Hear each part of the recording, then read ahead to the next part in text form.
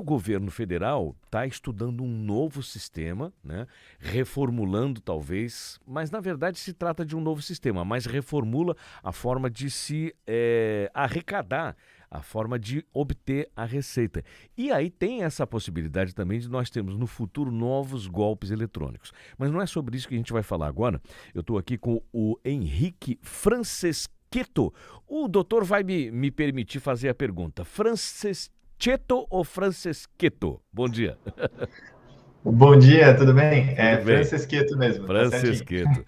Então, doutor, o doutor Henrique Franceschetto, ele é advogado tributarista. O governo federal está estudando aí esse novo formato de cobrança, né? O que, obviamente, vai permitir que o governo arrecade através de várias modalidades de pagamento.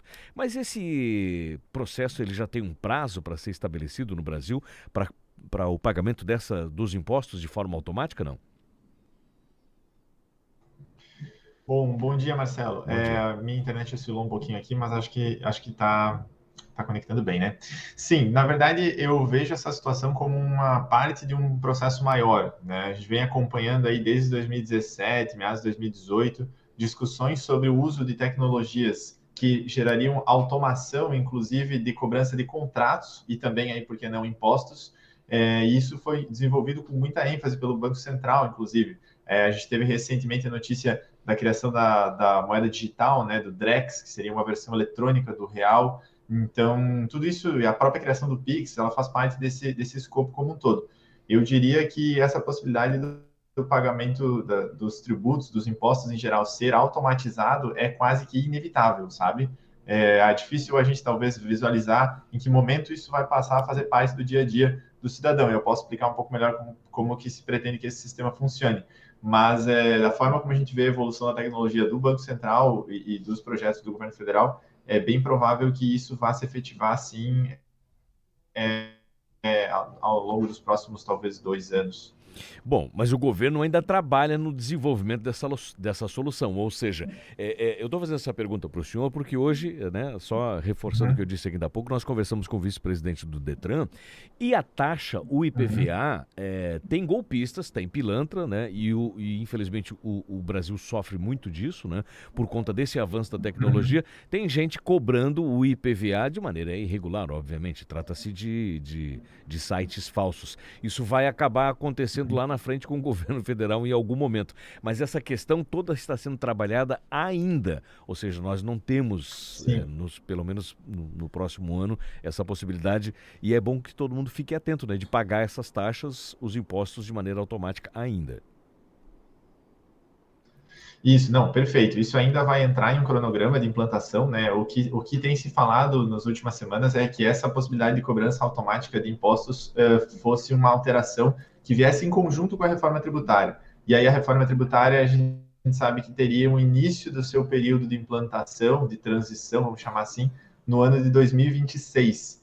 Então, realmente é bem possível que essas alterações não aconteçam até nem Sim. mesmo antes da evolução da reforma tributária. A questão é que o desenvolvedor ali, o fundador do movimento Destrava Brasil, Miguel Aburrab, que é um dos responsáveis por essa proposta de cobrança automática de impostos, ele, na visão dele, ele gostaria que isso já fosse implantado quanto antes, inclusive no ICMS, mesmo antes da reforma.